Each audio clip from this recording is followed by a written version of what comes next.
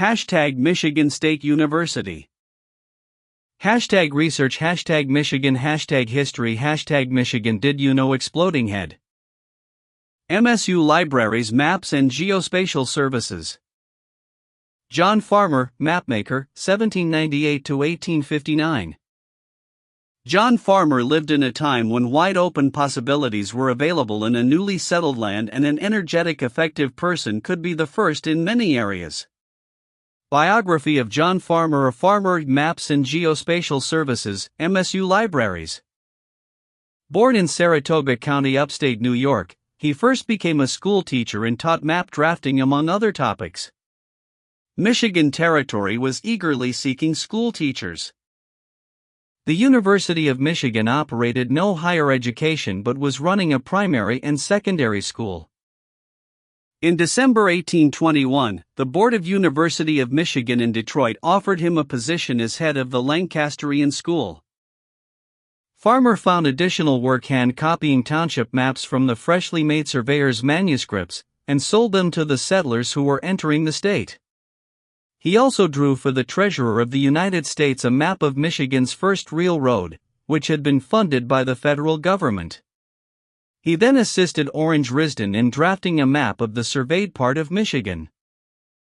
When Risdon's project stalled, Farmer ended up publishing his own detailed map of the state in 1826. In the 1830s, instead of revising his existing map, he planned and executed a new map containing much detail. It had so much detail, in fact, that outsourcing the engraving of the map to copper printing plates would have been prohibitively expensive. His son later wrote in A History of the City of Detroit, he procured a set of engraver's tools and undertook the work. This map of the surveyed part of the state of Michigan depicts in great detail the southern half of Michigan's Lower Peninsula. At that time, Michigan Territory extended far to the west, and map insets showed the Mackinac area, a settlement at what is now Cassville, Wisconsin, and the settlement at what is now Green Bay, Wisconsin. He also produced regional maps starting in 1835, when both Michigan and Wisconsin were still mere territories, but continuously revising them over the years to reflect changes in development. In 1835, his Michigan and Wisconsin map was titled, Improved Map of the Territories of Michigan and Wisconsin, pronounced Wisconsin, on a scale of 30 geographical miles to an inch. At the time of his death nearly 25 years later, he was still producing a Michigan and Wisconsin map, now titled Map of the States of Michigan and Wisconsin, embracing a great part of Iowa and Illinois and the whole mineral region, with a chart of the lakes, exhibiting the sections, the geological formations, and the general topography. After a few years, Farmer sold the publishing rights to his maps to Eastern publisher J. H. Colton and turned his attention to mapping new communities and became involved in the formation of a Detroit Board of School Inspectors. But Farmer saw there still was need for continuously updated maps of the whole state, which was being settled quickly and was continuously seeing formation of new towns, townships, and counties. In 1844 he launched his master work, The State of Michigan and the Surrounding Country. This map contained extreme detail of every surveyed square mile, every stream, swamp, and every road and trail. Michigan residents found it absolutely essential, so much that supply could not keep up with demand.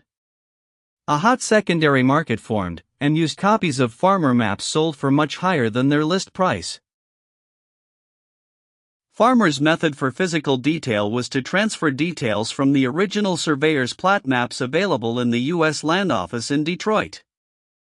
By the end of the 1850s, all of the state had been surveyed into over 2,600 townships and divided into over 61,000 mile sections.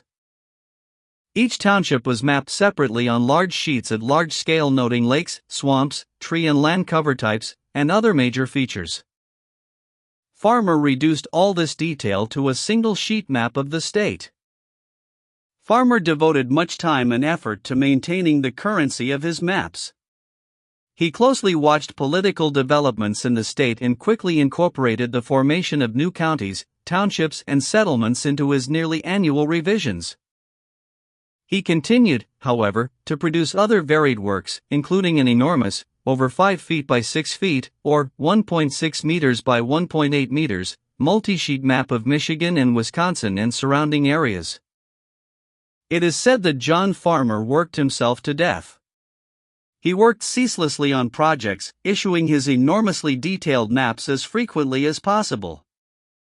No other state in the Northwest Territory, or possibly in the entire United States, has such detailed cartographic records from this time period. Decades later, the Michigan Geological Survey issued a map of Michigan's swamps simply by copying over the detail from Farmer's masterwork. Farmer died March 24, 1859 in Detroit, Michigan. His widow Rachel Farmer and sons Silas, Arthur and John carried on the business for some time afterward. Maps published after John Farmer's death, however, never maintained the detail and currency of his former work. John Farmer timeline. March 21, 1821, writes up Articles of Incorporation for Michigan Territory's First Methodist Episcopal Church.